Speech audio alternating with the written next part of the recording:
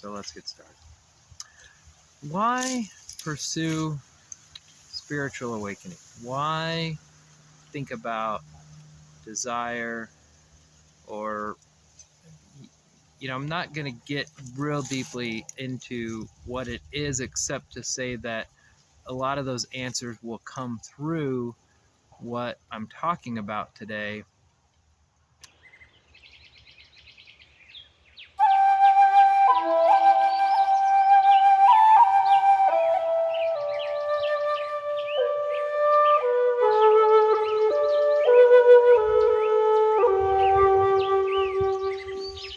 Hello, and welcome to another exciting episode of Burning Buddha, Life in the Stream. We are, as we sit here, the sun is going down, and I have a lot to cover in this video. This is non-duality versus Buddhist teachings. And I'm facing south, you are facing north, and that is our orientation today. So let's get started. Why pursue spiritual awakening? Why think about desire or, I'm not going to get real deeply into what it is, except to say that a lot of those answers will come through what I'm talking about today. But the awakened state over time is basically just seen to be more favorable. There are fewer of the psychological discomforts, and those that do arise have much kind of shorter lifespan. All right, so getting into what led me to non-duality. Basically, I had an acute spiritual awakening in about 2016, and that led me to what I call seeking or awareness. It's kind of like awareness of awareness. During that time, I read from Adyashanti. I studied Taoism, metaphysics, Eckart Tolle, Gnosticism. It was truly an inner spiritual searching or seeking. And ultimately, in 2021 going into 2022, I experienced a just kind of a failure of a business venture that I had really put a lot of myself in, and then a major theft of a significant amount of tools, and then the death of two good friends. And just interestingly, one had been a previous kind of drinking friend, and one had been my AA sponsor. So I just decided to do like a really deep reflection after that happened, and I decided to let those emotions just fully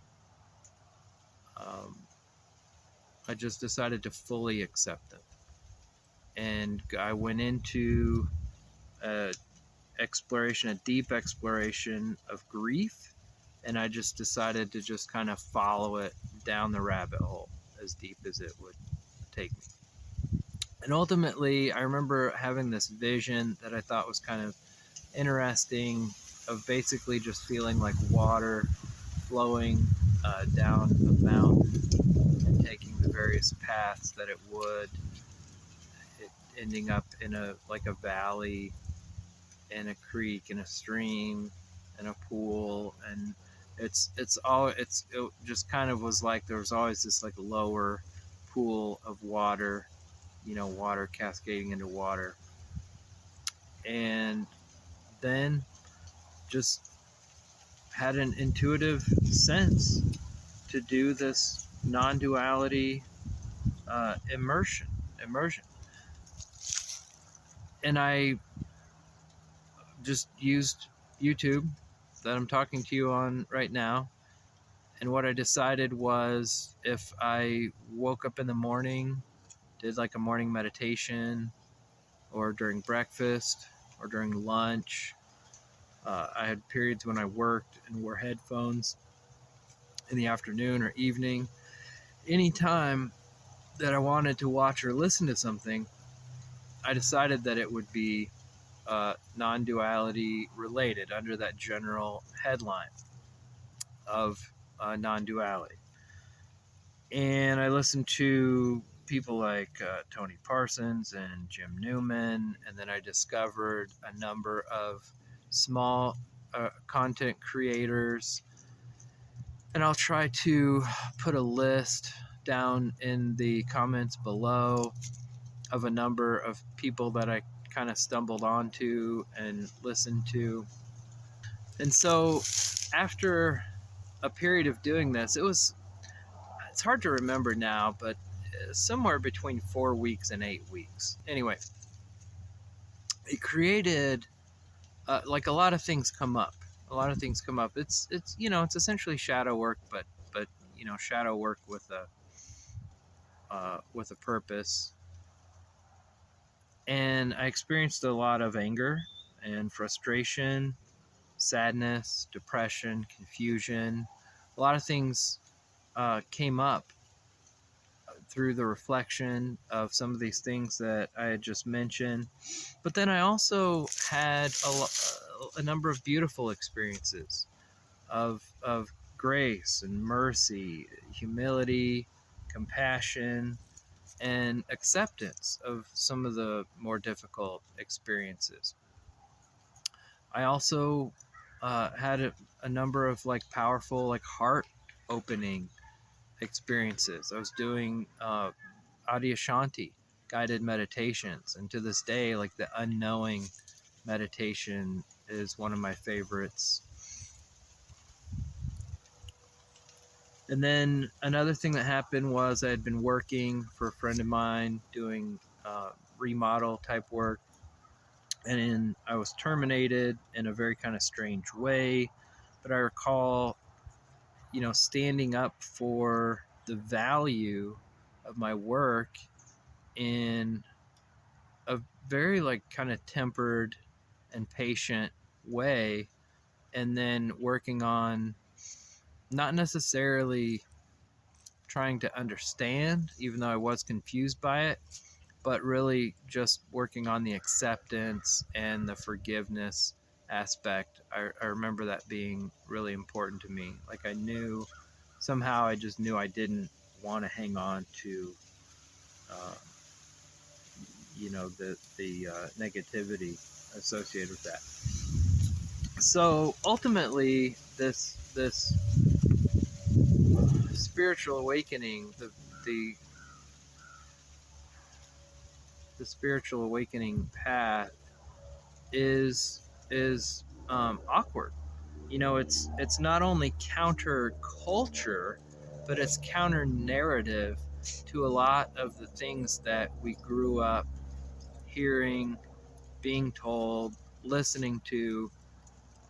A lot of the messages of what leads to success. It tends to counter that narrative. So it's humblingly, surrenderingly, and awkwardly intuitive. And it may be a secret unto yourself that really only you understand, and ultimately, especially once it's fully seen and realized, only you appreciate. It just kind of becomes your own secret in that way. All right, the last two major influences that I recall in the non-duality category are one was this very interesting little video. I believe it was by Richard Sylvester, And he was describing an insight that he had at maybe a Jim Newman or somebody, Tony Parsons talk or something, where I think he maybe was in the back of the room and he like exclaimed out or something. And it was something to the effect that it was just hopeless, helpless, and effortless. And this kind of insight creates a lot of confusion because in one way it describes the paradoxical nature that surrender and letting go are the ultimate key efforts.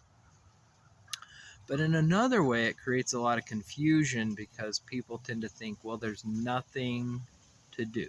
There's nothing that can be done. And that is not true. There is ultimately nothing that the ego can do. And so it's easy to get confused and think, oh, there's nothing I can do. But there are a number of things that can be done. Thus, some paradox there.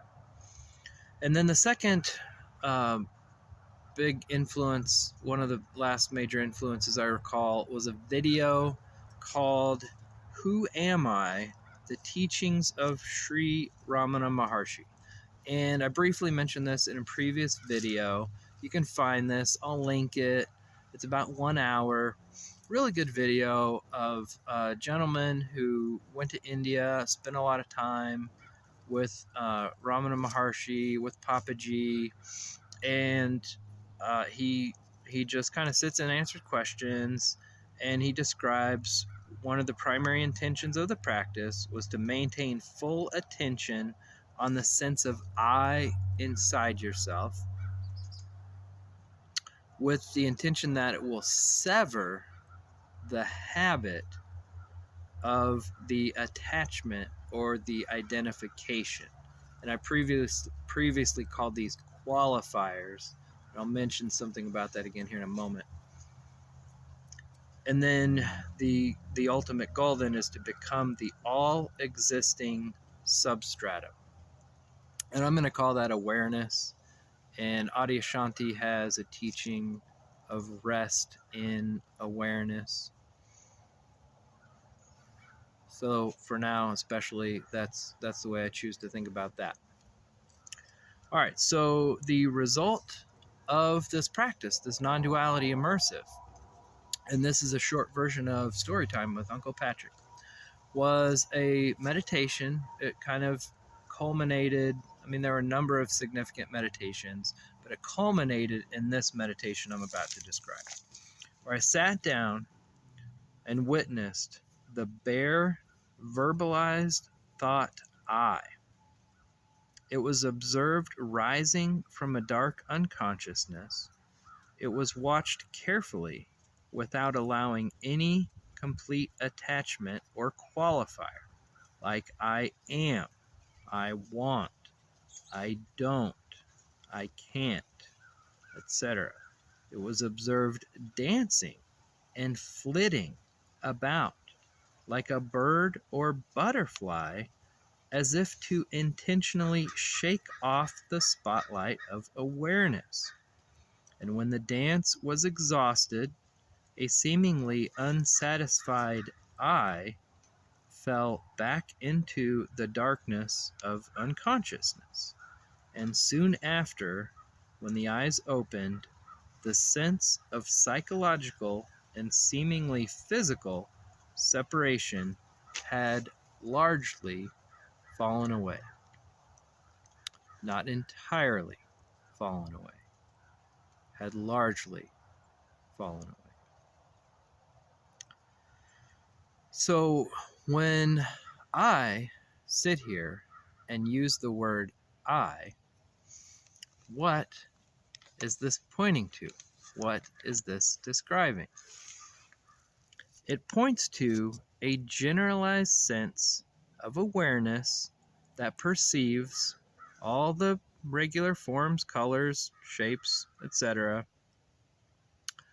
Observing through the eyes, still like a concentrated observation through the eyes, maintains likes and dislikes, has thoughts on demand.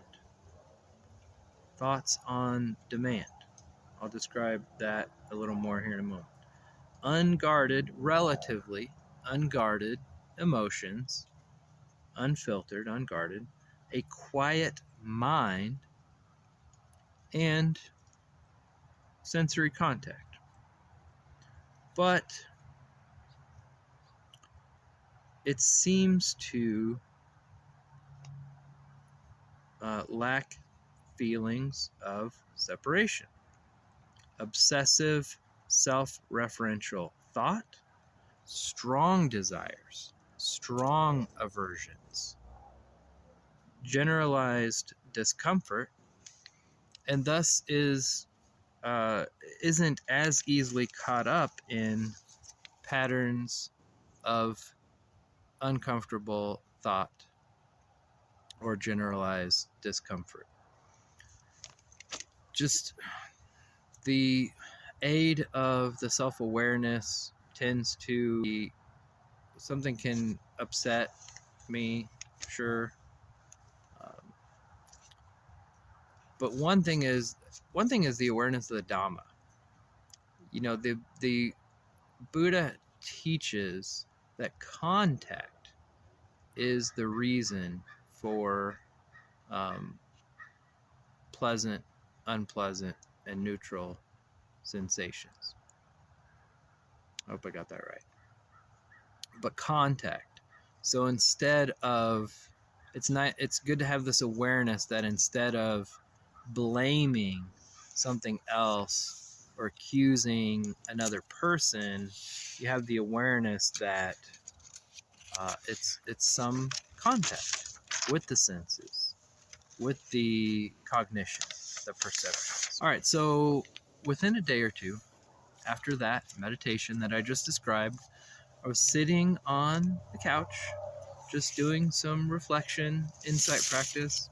I don't recall what the last thought was, but the mind went quiet. It went from a kind of static of thoughts, doing this kind of constant swim like fish in an aquarium, and then silence, just quiet. And I don't know how something like that happens, but it happens. And I think that it's good for people to know that that is possible and can and will happen.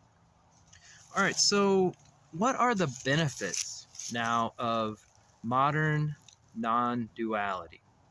What are some of the strengths, some of the weaknesses?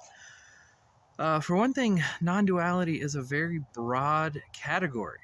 So broad that it seems rather unlimited and boundless only by that category.